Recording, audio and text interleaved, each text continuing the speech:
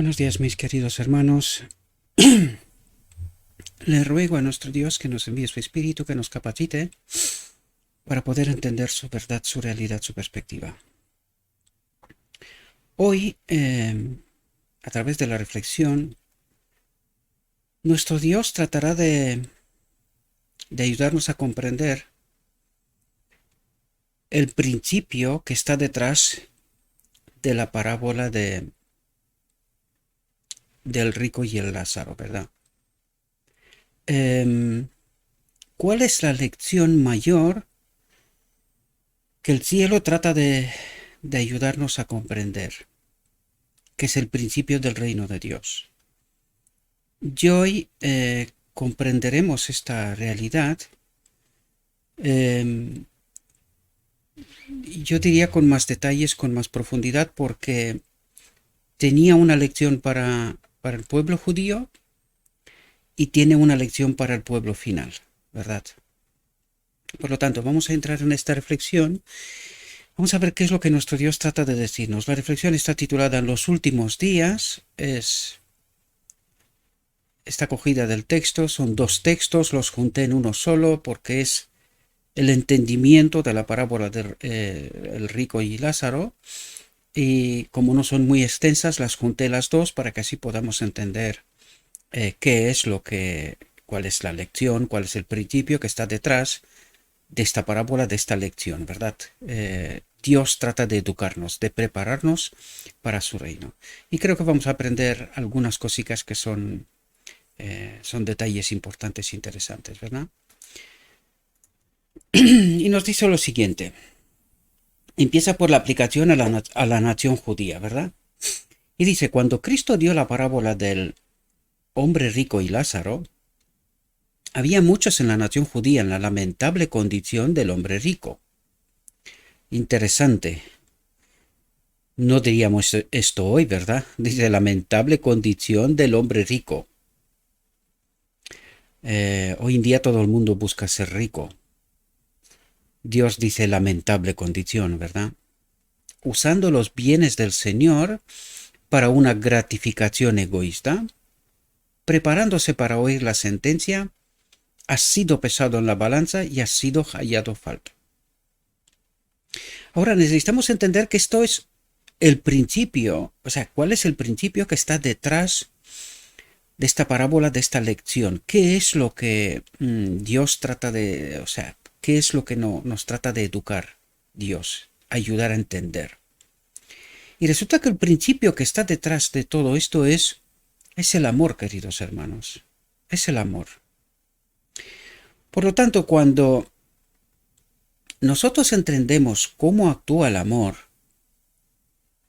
en aquel momento nos damos cuenta que no necesitamos buscar ser ricos. Cuando alguien busca ser rico, lo que en realidad está tratando de hacer es colocarse por encima de sus hermanos.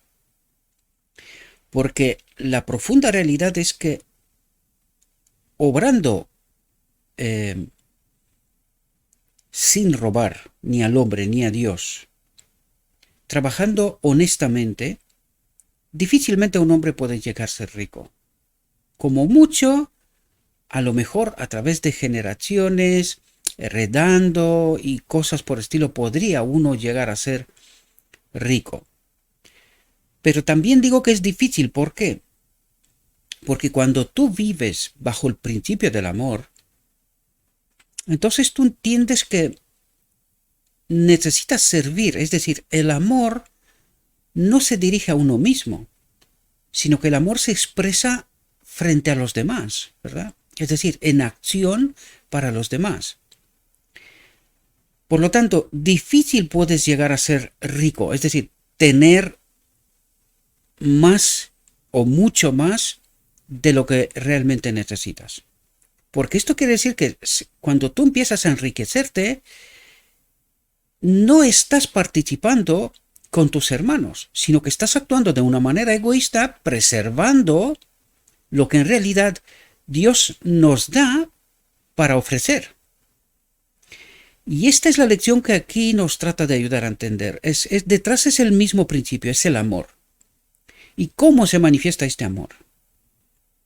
Esta es la lección suprema de fondo que Dios trata de ayudarnos a comprender. Y que no comprender esta lección, esta profunda lección, nos llevará al desastre, a la muerte, a la separación total y eterna de Dios, ¿verdad? Y esto es lo que trata en el fondo de ayudarnos a comprender en estas explicaciones, tanto a través del pueblo judío, por qué llegó a la perdición, a ser excluido de la gracia de Dios, y también en nuestros días, ¿verdad?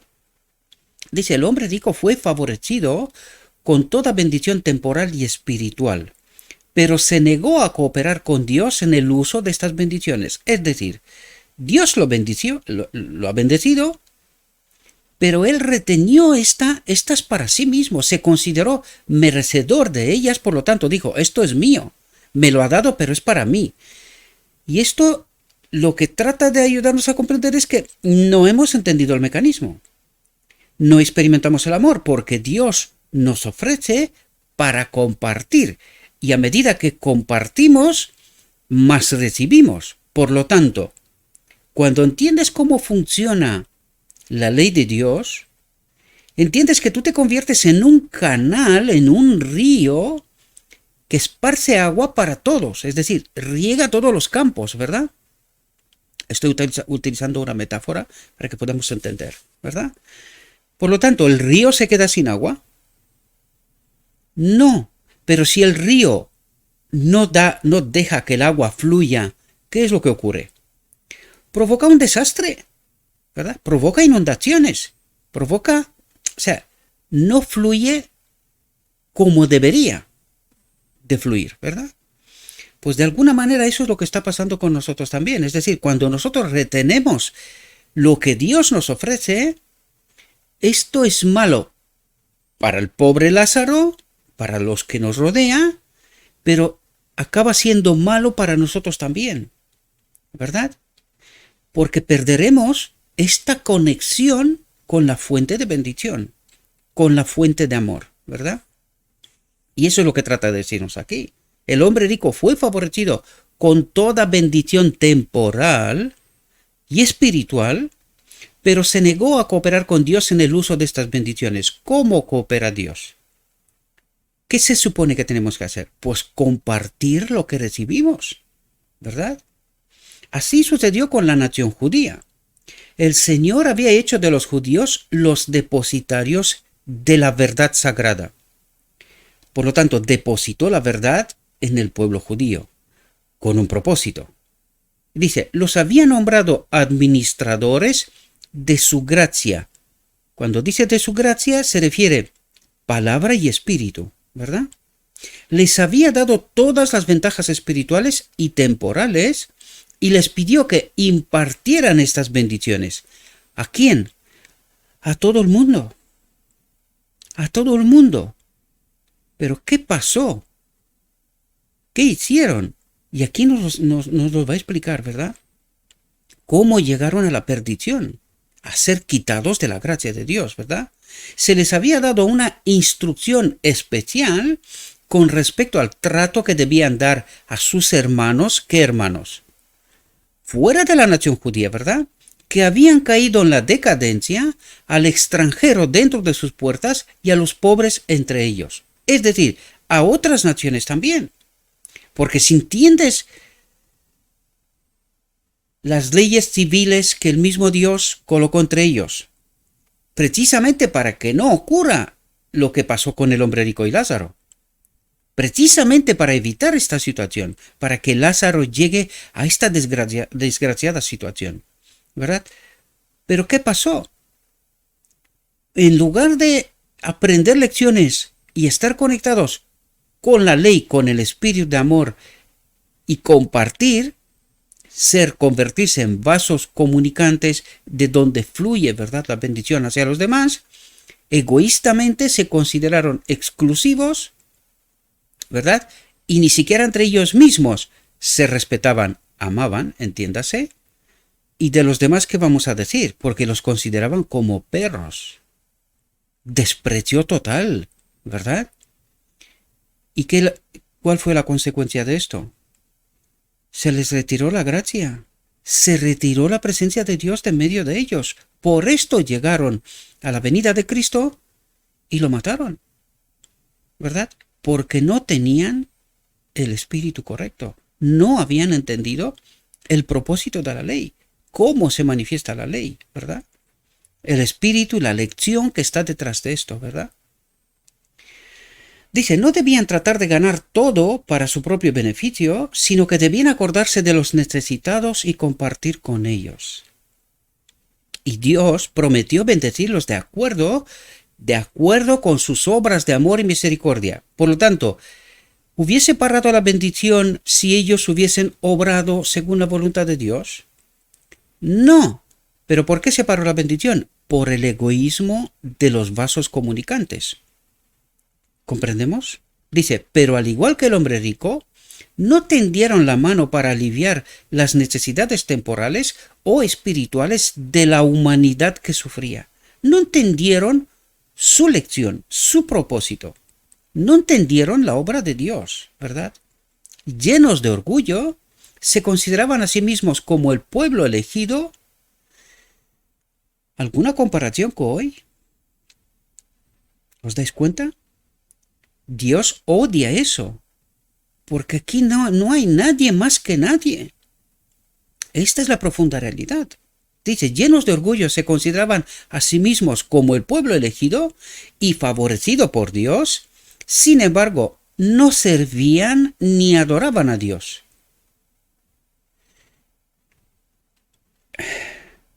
Es que hasta estoy harto de decirlo una y otra vez, ¿verdad? Porque sé que molesta, queridos hermanos. Pero necesitamos comprender cómo mira Dios mi vida, mi actuación, mi forma de entenderle. Porque el Evangelio nos fue dejado precisamente para entender esta realidad celestial. Lo que Dios trata de hacer con nosotros es forjar este carácter igual a Cristo para que el día que entremos en el reino de Dios no haya discrepancias, porque nosotros ya hemos experimentado el reino de Dios. Por eso Dios trata de educarnos cómo se vive en su reino, ¿verdad? Porque vais a ver que, aunque si nos dejarían entrar en su reino, no nos gustaría, porque nosotros nos hemos educado según el espíritu de este mundo, en acumular egoístamente y pelear constantemente, demostrar a nuestros hermanos quiénes somos nosotros, ¿verdad? Nos lo merecemos, listos, mira negocio que me funciona, mira el dinero, mira el banco, mira el coche, mira quién soy. Y nuestro Dios nos dice, en mi reino no funciona así. Es que no funciona así. Y aun si te dejaría entrar en su reino, no te gustaría. Y lo vamos a ver a través de la reflexión, ¿verdad? No es porque yo lo diga. Dice, ponía su dependencia en el hecho de que eran hijos de Abraham.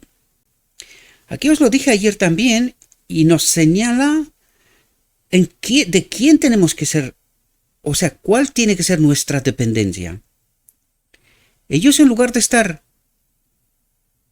regocijándose, ¿verdad?, en que son el pueblo escogido por Dios, acompañado por el mismo Dios, ellos señalaban a un hombre como modelo y no a Cristo, ¿verdad? No a Dios.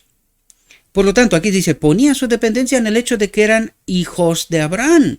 Somos la simiente de Abraham, decían con orgullo. Cuidado que aquí hay un tipo y antitipo con el final, poner nuestra dependencia en los maestros. Esta lección nos la trata de dar una y otra vez, por eso necesitamos entender. Otra vez repito, el principio, no otras cosas. Necesitamos comprender esta realidad, la que Dios ve, porque Dios no tiene nada que ver con los hombres. Sí tiene que ver con los hombres desobedientes. Pero nosotros tenemos que entender el principio, porque el principio es según lo modela el espíritu de este mundo. Por lo tanto, Dios y este mundo no tienen nada que ver. Por eso nos dice lo que nos dice, para que nosotros, como mentes despiertas, bajo la dependencia del Espíritu de Cristo, podamos entender la realidad que Él trata de revelarnos, ¿verdad? Y no nuestros prejuicios o otras historias, ¿verdad? Dice, cuando llegó la crisis, se reveló que se habían divorciado de Dios y habían puesto su confianza en Abraham como si fuera Dios. Y aquí nos trata de revelar el principio. ¿Cómo podemos nosotros actuar conforme con la ley sin el Espíritu? Claro, cuando nosotros, colocamos nuestra dependencia en un hombre, fijamos un hombre como modelo, ¿quién no está con nosotros? El Espíritu de Cristo. Y vais a ver que sin el Espíritu de Cristo no hay forma. Y este es el error. Dice, cuando llegó la crisis, llegaron, para ir directamente al punto final, matar a Cristo. Matar a Cristo. No lo reconocieron, no vieron en su vida lo que tenían que haber aprendido durante esta lección, porque esto es lo que trata de decir. Viendo al hombre Cristo Jesús cómo actúa, debería darse cuenta que no era natural, porque él actuaba distintamente a cómo actúan los hombres en este mundo. Pero el supuesto pueblo de Dios, o si queréis, el pueblo de Dios, no lo reconoció. ¿Por qué? Porque no estaban conectados con su espíritu, no entendían la ley, no entendían quién es la ley, no entendían cómo se manifiesta la ley, ¿verdad? Dice, Cristo anhelaba hacer brillar la luz, la verdad, en las mentes oscurecidas del pueblo judío. ¿Quién? Cristo. Y les dijo, si fuerais hijos de Abraham, haríais las obras de Abraham. Pero ahora buscáis matarme a mí, un hombre que os ha dicho la verdad que he oído de Dios. Esto no lo hizo Abraham. Y ahora, ¿entendéis cómo los coloca delante del principio de Dios? Y decir, el hombre Abraham, que vosotros adoráis, ¿verdad? Obedeció a Dios. Pero vosotros no obedecéis a Dios. Obedecéis a un espíritu engañoso que os señala a Abraham, pero no las obras. ¿Cómo Abraham obró, verdad? Por fe, confiando en Dios. Sino que vosotros obráis con un otro espíritu. Esta es la lección que está detrás, ¿verdad? Espero que podáis entender lo que os trato de explicar y lo que nos trata de decir en realidad, ¿verdad? Dice, Cristo no reconoció ninguna virtud en el linaje. Podemos hacer el paralelo en la iglesia. No encontró ninguna virtud en la iglesia, para venir a nuestra actualidad. Enseñó que la conexión espiritual reemplaza toda conexión natural. ¿Qué nos quiere decir? Que lo que es importante aquí no es a qué iglesia perteneces, ni de qué pueblo eres, ni de qué clase eres, ni de nada por estilo, sino que la conexión espiritual con el Espíritu de Dios reemplaza toda conexión natural. ¿De qué país, de qué iglesia, de qué... O sea, derriba todas las diferencias. Rompe todos los moldes. Cuando tienes a Cristo, lo tienes todo. Por eso necesitamos entender el mensaje final, Cristo nuestra justicia. Porque esto es lo que está diciendo aquí. Cuando estás conectado con el Espíritu de Cristo, lo tienes todo. Eso es lo que trata de decir. Los judíos afirmaban descender de Abraham, pero al no hacer las obras de Abraham, demostraron que no eran sus verdaderos hijos. Y esto pasa con nosotros hoy. Al no experimentar el Espíritu, al no aprender a servir en amor, esto demuestra que no somos sus hijos. Lo extrapolo a nuestra realidad, a hoy, ¿verdad? Según lo que les estaba diciendo a ellos, porque nos lo cuenta a nosotros hoy, ¿verdad? Trata de ayudarnos a entender a través de su experiencia mi realidad. Y si mi realidad coincide con la experiencia del pueblo judío y estoy tan engañado como ellos, Dios me dice, demostraron que no eran sus verdaderos hijos.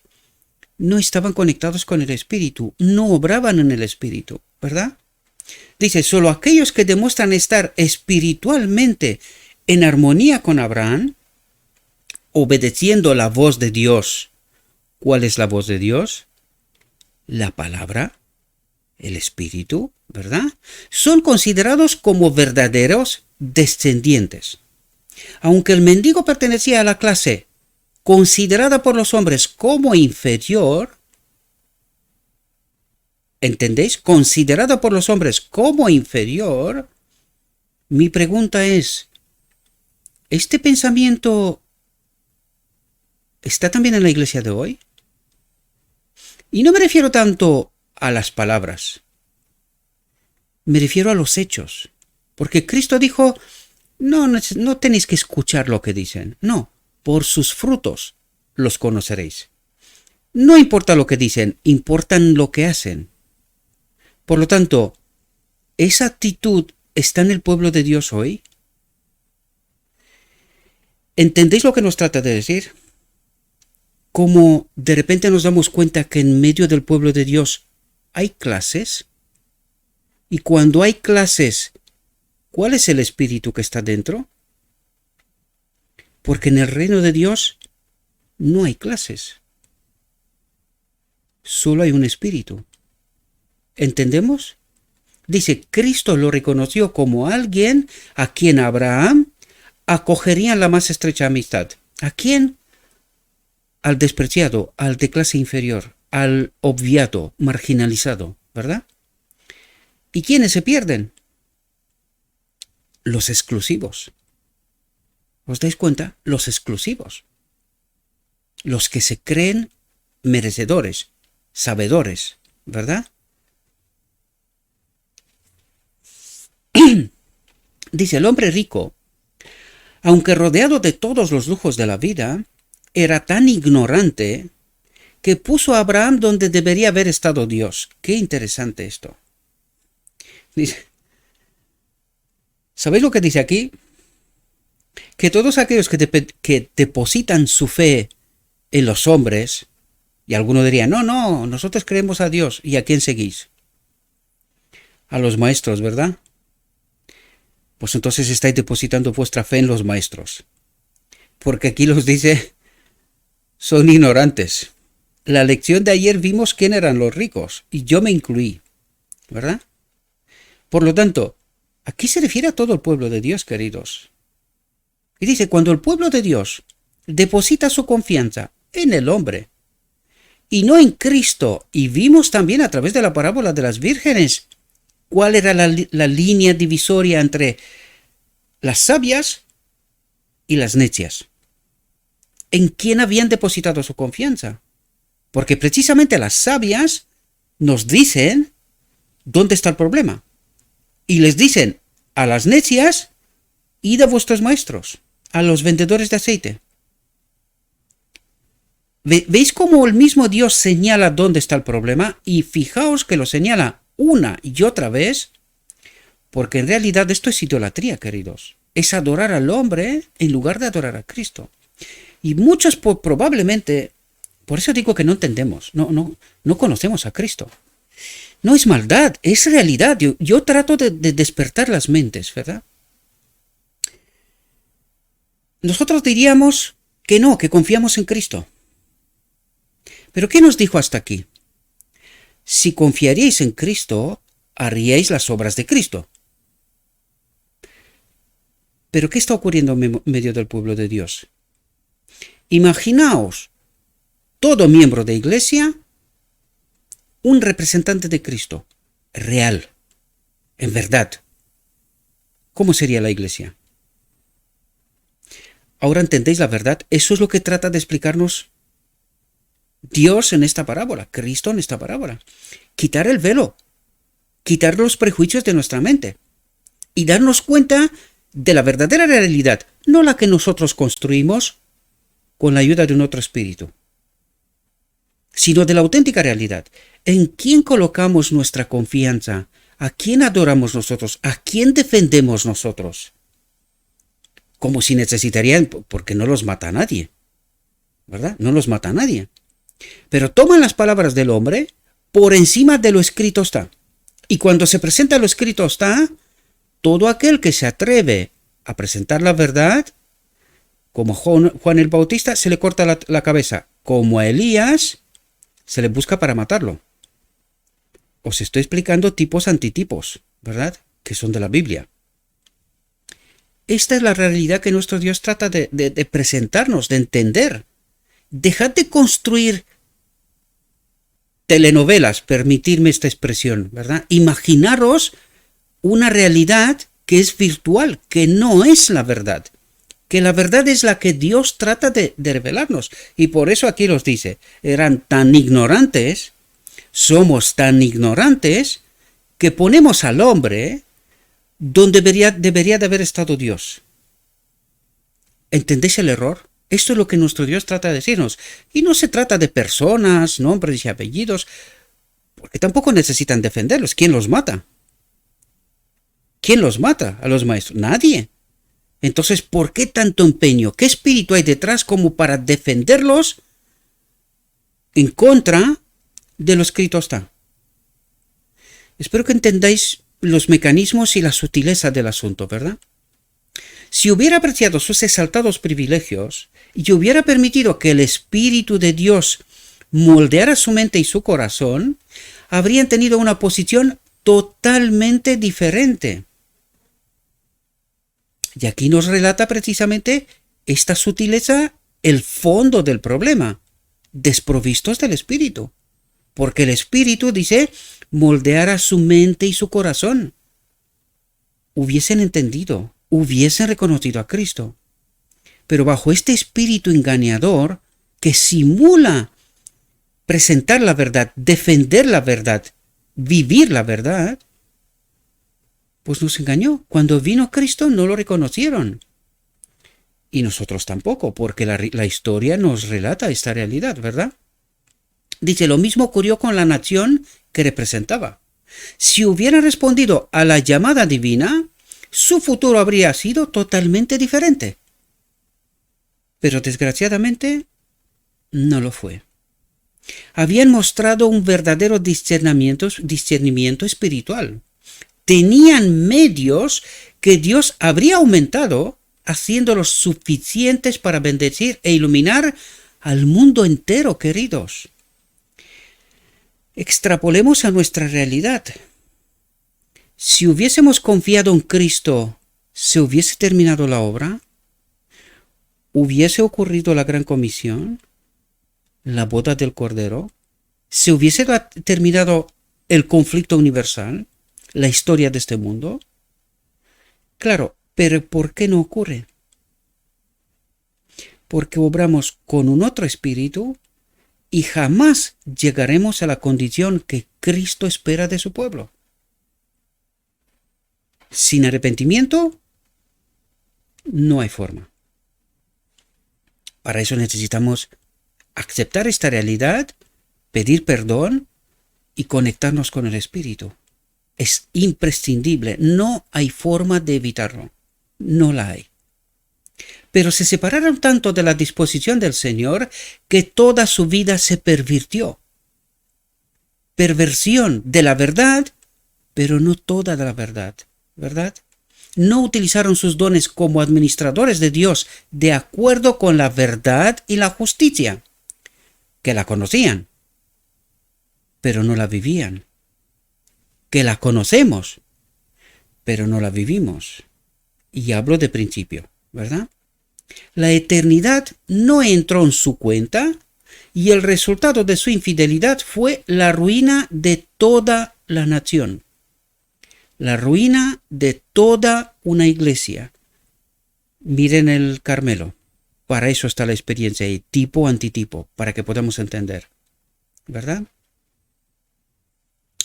Cristo sabía que en la destrucción de Jerusalén los judíos recordarían su advertencia y así fue. Tipo antitipo. La parábola de las 10 vírgenes nos dicen que las necias se van por el aceite, luego tratan de volver a la puerta, pero está cerrada. ¿Esto qué quiere decir?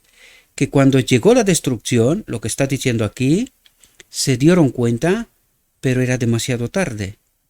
¿Entendéis lo que está diciendo? Cristo sabía que en la destrucción de Jerusalén, de su pueblo, los judíos recordarían su advertencia, la verdad, y así fue. Cuando la calamidad cayó sobre Jerusalén, cuando la puerta se cerró, cuando el hambre y el sufrimiento de todo tipo cayeron sobre el pueblo, cuando las plagas empiezan a caer, recordaron estas palabras de Cristo y comprendieron la parábola. Habían provocado su sufrimiento por su negligencia en dejar que la luz que Dios les había dado brillara en el mundo. Y esta fue su perdición. Creerse exclusivos, reteniendo la riqueza, toda la bendición que Dios les había dado, pero para compartir. Ellos trataron de retenerla para ellos. Ni ellos vivían bien, ni el pueblo, ni el mundo recibió la luz. El resultado, la desgracia, echados de la gracia. Realidad final.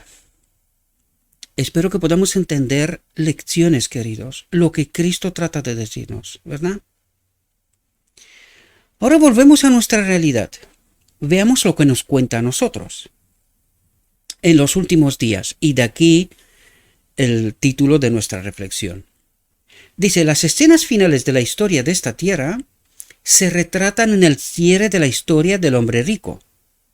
El hombre rico decía ser hijo de Abraham, pero estaba separado de Abraham por un abismo infranqueable, por un carácter mal desarrollado. Está hablando de nosotros, y cuando se refiere a Abraham se refiere a Cristo. ¿Entendéis? Dice, pero estaba separado de Abraham, entiéndase Cristo, por un abismo infranqueable, un carácter mal desarrollado. Abraham sirvió a Dios siguiendo su palabra con fe y obediencia. Por eso estudiamos la búsqueda del tesoro y cómo hay que dedicarle todo el tiempo para entender la verdad. Porque es la verdad la que nos santifica, nos aparta, nos hace especiales. Es la verdad. Y no otra cosa, no el egoísmo o algún otro camino, ¿verdad? Pero el rico no tenía en cuenta a Dios, ni las necesidades de la humanidad que sufre. El gran abismo que se abrió entre él y Abraham fue el de la desobediencia. Hoy en día hay muchos que siguen el mismo camino. Aunque son miembros de la iglesia, son inconversos. Es decir, viven como en el mundo, pero en la iglesia. Pueden participar en el servicio de la iglesia, pueden cantar el salmo como el ciervo suspira por los arroyos, así suspira mi alma por ti, oh Dios, pero dan testimonio de una falsedad. Porque no viven la verdad, no experimentan la verdad. Eso es lo que trata de decirnos. Dice, vivimos una falsedad. No representamos a Cristo, aún estando en medio de la iglesia, ¿verdad? El alma que anhela la excitación del placer mundano, la mente que está llena de amor por la exhibición, no puede servir a Dios. Es decir, buscamos tener los mejores trajes, los mejores coches, las mejores casas, mejores cuentas. O sea, tratamos de ser diferentes, pero cuidado, no frente al mundo, sino frente a nuestros propios hermanos, en medio de la iglesia. Eso es lo que está diciendo, ¿verdad? Dice, el alma que anhela la excitación del placer mundano, es decir, vive como en el mundo, trata de ser diferente, mejor que los demás. La mente que está llena de amor por la exhibición no puede servir a Dios, porque esto no es con el Espíritu de Dios, ¿verdad? No ha entendido el principio del reino de Dios. Como el hombre rico de la parábola, tal persona no tiene ninguna inclinación a luchar contra los deseos de la carne. Anhela complacer el apetito, elige la atmósfera del pecado, la muerte lo arrebata repentinamente y baja a la tumba con el carácter formado durante su vida en coparticipación con las agencias satánicas, con el espíritu del enemigo, ¿entendéis? Y todo esto ocurre en medio de nosotros. Y la iglesia cree que esto hay que defenderlo a muerte, a los que predican y actúan de esta manera, pero nadie entiende a Cristo. Nadie entiende el principio del reino. Y creen, falsamente, que son salvos. Y Cristo dice, de ninguna manera, porque no os conozco. ¿Ahora entendéis por qué dice no os conozco? Cuando mi espíritu obró justicia con vosotros. ¿Esta es la justicia de Cristo? ¿Os dais cuenta? En la tumba no tiene poder para elegir nada. Está muerto, ya no sabe nada, ya se le fue la oportunidad, se acabó el tiempo de prueba, ¿verdad? Sea bueno o malo, porque el día en el que hombre muere, sus pensamientos perecen. Se acabó todo, ¿verdad? Cuando la voz de Dios despierte al muerto, éste saldrá de la tumba con los mismos apetitos y pasiones, los mismos gustos y disgustos que acariciaban vida. Dice, Dios no hace ningún milagro, queridos. La teología que hoy tenemos nos dice que al final del tiempo habrá un milagro. Y que nosotros podemos vivir como vivimos porque no hay ningún tipo de problema. Si aquí nos trata de decir que esto es falso. Si nosotros no logramos modelar un carácter como el carácter de Cristo, de ningún modo entraremos en el reino de Dios. Pero la teología de hoy dice, no, Dios te ama, no te preocupes. Colgamos la ley, la cruz, pecamos hasta que Cristo viene y cuando Él viene pasará algo y entraremos en el reino de Dios.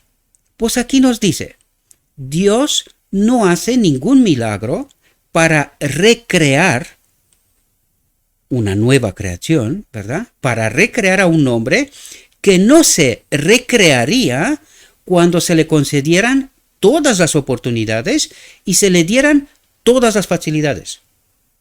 Durante su vida no se deleitó en Dios, ni encontró placer en su servicio. Su carácter no está en armonía con Dios y no podría ser feliz en la familia celestial. ¿Entendemos la obra del día de la expiación, queridos? ¿Entendemos lo que significa Cristo nuestra justicia? La obra que se tiene que hacer con su Espíritu. Y nosotros creemos que tenemos al Espíritu Santo. Y que estamos en la iglesia y que porque ejercemos formas, ya somos salvos. Y dice, por sus frutos los conocerás. ¿Qué ocurre en medio del pueblo de Dios? ¿Se manifiesta este servicio por amor, sin esperar nada a cambio? ¿O se manifiesta la excitación del mundo, el deseo de ser exclusivo? El que mejores puestos ocupa, el que mejor está, el que mejor traje, el que mejor presentación, el que mejor. ¿Entendéis el principio de Dios? ¿Entendéis la lección que está detrás? ¿También entendéis por qué solamente al final habrá un grupo pequeño? Porque la mayoría está en este tren de lujo, la excitación del mundo, la excelencia, como el mundo. Porque la excelencia con Dios, ahora nos la explicará. ¿Cuál es? ¿Verdad? Hoy en día hay una clase en nuestro mundo que es santurrona, dice. Santurrona, no santificada. No son glotones, no son borrachos, no son infieles, pero desean vivir para sí mismos, no para Dios. Él no está en sus pensamientos. Por lo tanto, son clasificados con los incrédulos. ¿Dónde? En medio del pueblo de Dios. En la iglesia, ¿verdad? Si les fuera posible entrar en las puertas de la ciudad de Dios, no podrían tener derecho al árbol de la vida, al Padre, ¿verdad? representa al Padre. El árbol de la vida representa la fuente de vida, al Padre. Pues cuando se les presentaron los mandamientos de Dios con todas sus exigencias vinculantes, dijeron que no. Y alguno diría, si nosotros no dijimos que no. ¿Así?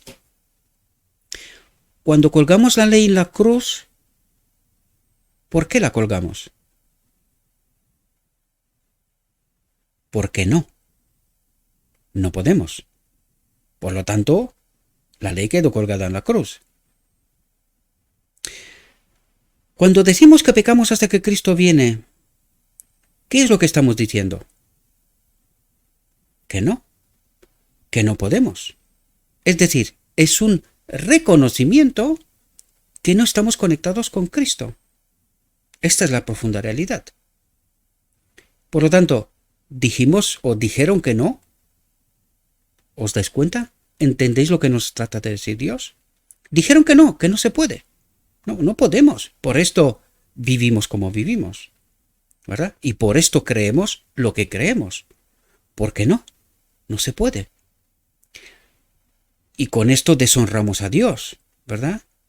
Todo lo contrario de lo que Dios espera de su pueblo. Glorifique el nombre de Dios, ¿verdad? No podrían vivir en su presencia y sentirían que cualquier lugar era preferible al cielo. Quisieran vivir en cualquier otra parte. Que esto es hipotético, no es verdad. Desconectados del árbol de la vida, no hay vida. No hay cualquier otra parte. Esto no existe, ¿verdad? Es una hipótesis. Fijaos lo que nos dice aquí. Porque aquí es la clave, queridos. Esto es lo que en este ministerio tratamos de ayudar a entender. Fijaos lo que nos dice aquí. Aprender de Cristo significa recibir su gracia, su espíritu, su verdad, su palabra, experimental, ¿verdad? ¿Qué es su carácter? ¿Qué es el carácter de Cristo? La verdad, la palabra, el espíritu. ¿Entendéis? ¿Cómo se adquiere el carácter de Cristo? ¿Entendéis lo que nos da entrada en la boda del Cordero? Pero los que no aprecian y utilizan las preciosas oportunidades y las sagradas influencias que se les conceden en la tierra, no están capacitados para participar en la pura devoción del cielo. Y queridos, vuelvo a recalcar una vez más, porque es que me lo está diciendo el Espíritu ahora. Nosotros creemos que aceptamos la verdad. Pero ¿estamos seguros que aceptamos la verdad tal como está en Jesús? ¿O en nuestros entendimientos y en nuestra teología hay trampas y engaños de Satanás? Por eso os recalco ciertas cosas cuando os las recalco. No las vuelvo a repetir en esta ocasión. Ayer mismo vi a alguien que por fin me di cuenta está en mi grupo. Y una vez le pregunté, oye, ¿de dónde eres? ¿Quién eres? ¿Verdad? Tiene nombre, pero todo lo demás está escondido. Y me di cuenta que lo tenía más presente a mi alrededor que nunca. Identifiqué quién es la persona, ¿verdad? No le voy a dar el nombre porque no tiene ningún sentido, ¿no? Pero ayer os comenté de cuidado con la doctrina de la Trinidad. Y viene y cuelga un texto que yo no sé si lo sabrá, hablando del trío celestial. Un texto que fue cambiado en el libro de la educación precisamente para poder sostener y apoyar la doctrina de la Trinidad. Pero él no sabe que en origen no estaba, sino que es un añadido por un hombre que se piensa que fue un jesuita infiltrado en medio del pueblo de Dios. Y digo, este texto se puede entender de dos formas. Yo me preguntaba, ¿lo entenderá bien? Lleva tiempo estando con nosotros en nuestro grupo y debería de saber, por la cantidad de textos que hemos presentado, que esto sí es un error. Y espero que entienda bien aquel texto, ¿verdad? Por eso os digo, mis queridos hermanos, aquí cuando nos dice que recibimos su gracia, recibimos la verdad tal como está en Jesús, su Espíritu, necesitamos quitarnos prejuicios. Por eso lo digo una y otra vez, porque tenemos muchos prejuicios. Lo digo por experiencia personal, ya os lo conté. Yo durante muchos años rechacé distintas verdades hasta que Dios dijo, ya llegó la hora. Despierta, amigo mío. Hay un trabajo que hacer. Despierta. Me costó tiempo, me tomé tiempo, traté de entender. Cuando entendí, tomé la decisión, salgo. Porque habrá otros tan sinceros y honestos. Fijaos que los textos nos dicen siempre, los perdidos son gente honesta. Son gente que trata de ser fieles. Pero cuando se les presenta la verdad, la rechazan. El pueblo judío trataba de obedecer, pero estaba engañado. Y eso es lo que Dios, Cristo, vino a presentarles la verdad, pero delante con la verdad, debido al hecho de que no estaban conectados con su espíritu, no entendían. No fueron capaces de identificar la verdad. Y esto mismo está pasando hoy. Por eso lo dije en alguna otra ocasión. Entiendo lo que pasa, entiendo vuestras reacciones. Lo digo en términos generales de principio, espero que podáis entender lo que digo. No estoy acusando a nadie. Pero entiendo vuestras reacciones. ¿Por qué? Porque yo he pasado por este camino. He pasado por ahí. Por eso os lo digo, queridos, no queda mucho tiempo. Hace unos días alguien me llamó y me dijo, oye, que a mí el pastor me dijo que vamos a tardar 20 años más todavía de ahora. Digo, qué pena, ¿no? Siendo pastor y no ser capaz de salir afuera, como dijo Cristo, ¿no? Cuando miráis al cielo os dais cuenta cómo está el tiempo, ¿no? Y nosotros tenemos el Evangelio, pero no somos capaces de identificar la realidad que vivimos. ¿Verdad? Porque estamos hablando de cambios a nivel planetario. O sea, parece ser que hoy en día, donde hasta ayer había divergencias y este politiqueo, el teatrillo, como lo llamo yo, pero de repente son todos a una. Todos a una. ¡Ostras! Tanto en la religión, como en la política, como en la sociedad. Todos a una. ¿Esto no resulta raro? Y alguno se puede imaginar 20 años. A mí cuando me preguntan yo le digo, oye, el día y la hora lo sabe Cristo, ¿verdad? Pero yo creo, honestamente, que falta unos poquitos años. En realidad, muy poquitos años. Porque si en los últimos 2 años hemos experimentado los cambios que estamos experimentando, ¿se imaginan 20 años así? ¿De verdad no nos damos cuenta de que la política, el rumbo del planeta ha cogido un camino de no retorno? Que la gente ha perdido la confianza en los médicos, en la justicia, en los políticos, en todo. Y se puede vivir en estas condiciones, sin Cristo además, 20 años más. Amigos, despertemos, porque no queda tiempo. Os lo digo de mi corazón, no nos queda tiempo. Necesitamos entender estas verdades o quedaremos fuera. Nos van a mandar, alguien nos mandará a nuestros maestros. Y cuando estaremos de vuelta entendiendo la realidad, la puerta está cerrada. La parábola de las 10 vírgenes esto nos relata. Si queremos abrir nuestros ojos, nuestra mente. Si no, pues ya hemos elegido, ¿verdad? Dice, pero los que no aprecian y utilizan las preciosas oportunidades y las sagradas influencias que se les conceden en la tierra, aquí y ahora, no están capacitados para participar en la pura devoción del cielo. Sus caracteres no están moldeados de acuerdo con la similitud divina. ¿Ahora entendéis la lección? ¿Por qué Cristo utiliza esta parábola y qué es lo que trata de hacer? Educarnos para vivir en el reino, cómo se vive en el reino. ¿Entendéis la lección? Dice, por su propia negligencia han formado un abismo que nada puede salvar. se han quedado sin puente, sin Cristo. El único puente entre tierra y cielo es Cristo. Aquí nos dice, por su propia negligencia, han formado un abismo, una rotura que nada puede salvar. Ya no hay puente para poder pasar este abismo, ¿verdad?